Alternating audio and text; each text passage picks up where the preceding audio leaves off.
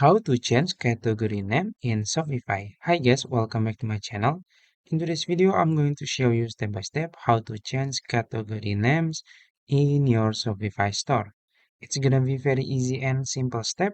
So basically, category in Shopify is under different names. It's called collections, and in order to change the collection name, you can go to your Shopify dashboard, and then in the dashboard, you can navigate to products here in the sidebar.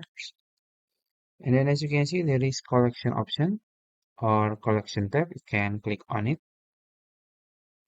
and you will find all of your collection name. So basically, I only have one collection here. And in order to change the name, you can click on it. Then you can change the name, maybe furnitures, just like that, just for example. And also you can add the description and you can select the product in that collection. And after that, you can just click save.